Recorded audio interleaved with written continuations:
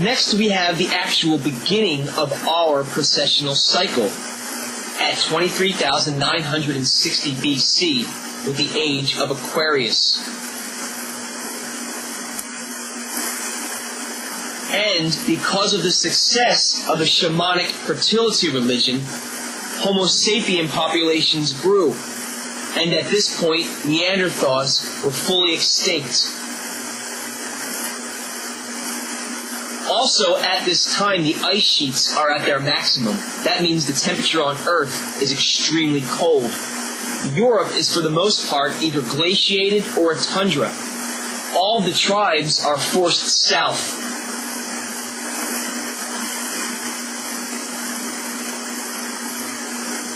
It's during this time also that we begin to see the famous cave paintings of Western Europe. For instance, Chavot and Megora, also showing the phallus and the fertility symbol.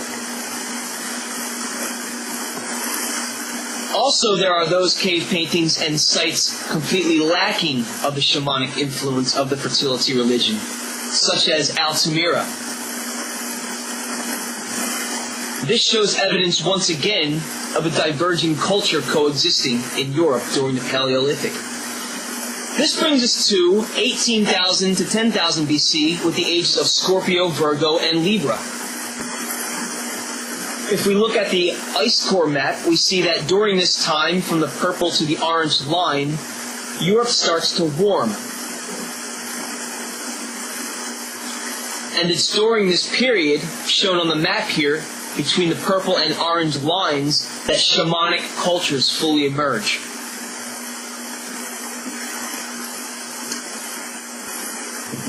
Most importantly, at the end of this age, we see the massive drop-off in temperature. In other words, the temperature drastically rises in what seems to be a few hundred years. This probably caused massive floods. This occurred around 12,000 BC. Also, there's still evidence of cultures manufacturing artifacts with tools other than those generally available to the Paleolithic populations.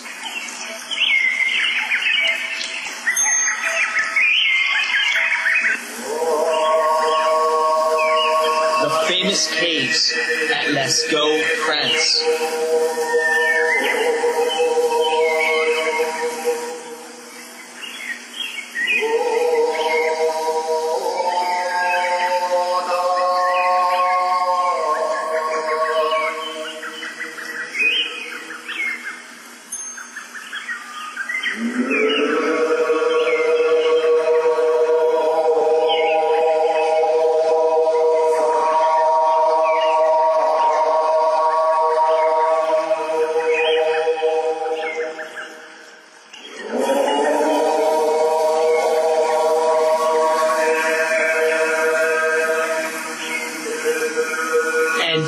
This dark passage is the enigmatic Dead Man's Gallery.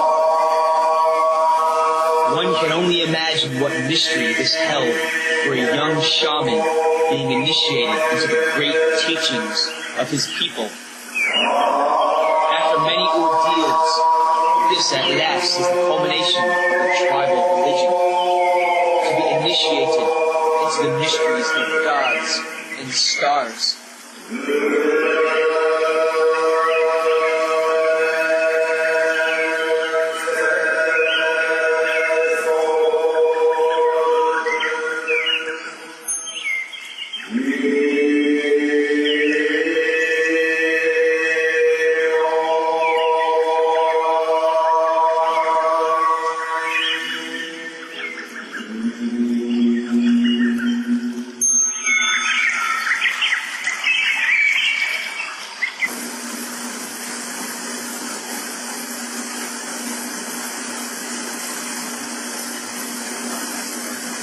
The cave paintings at Lascaux, France, have been dated to around 16,000 BC.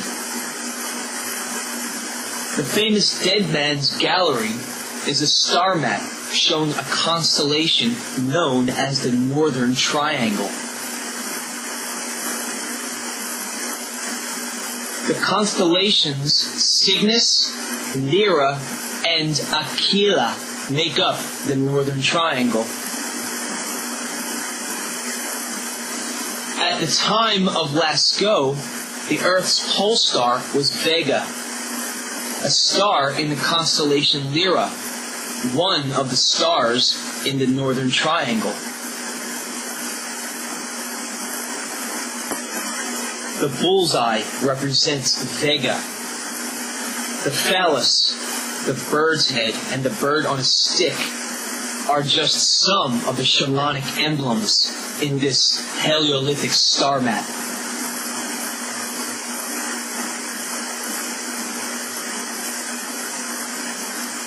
The Northern Triangle drifts along the route of the Milky Way.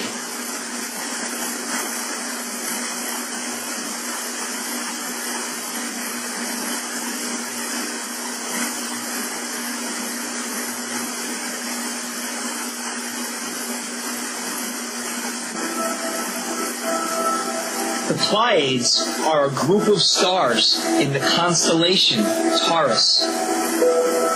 They are generally depicted as 6 stars, even though in the classical Greek mythology there are 7 Pleiadian sisters.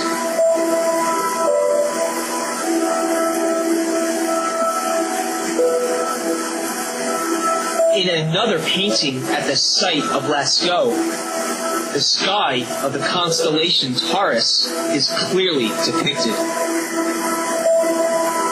Taurus faces Orion, and over the shoulder of the constellation Taurus, the bull, are the Pleiades.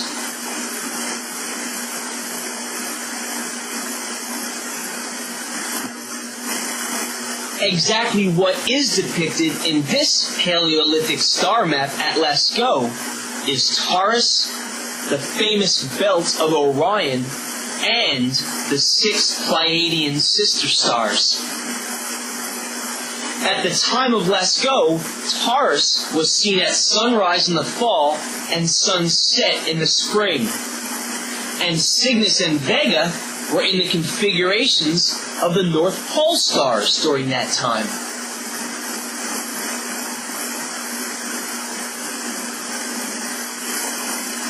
Further evidence showing the presence of another distinct technologically advanced culture is the megaliths, like those at Göbekli Tepe and Baalbek. Baalbek shows 3 discrete eras of architecture. The bottom layer, then the layer above that showing Babylonian architecture, and above that the Roman columns. This stone being quarried at Baalbek 12,000 years ago weighs 1,600 tons. Also in Peru, at Cusco and other South American sites, there are megaliths of very advanced craftsmanship, which are not replicatable with known Paleolithic technologies. Approximately 18,000 years ago was the last glacial maximum. When the ice began to melt, approximately 10,000 BC, the continent of Atlantis sunk, and the Atlantean diaspora began into the mainlands of Europe and America.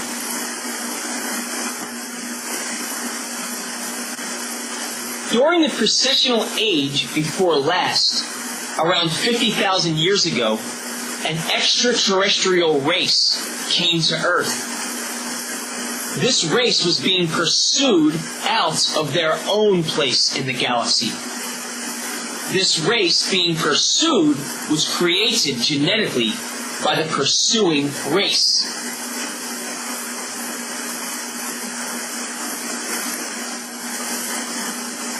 This pursuit found its way into our solar system and to Earth. It turns out the race being pursued was locked inside our solar system by their pursuers, by some type of Stargate super technology.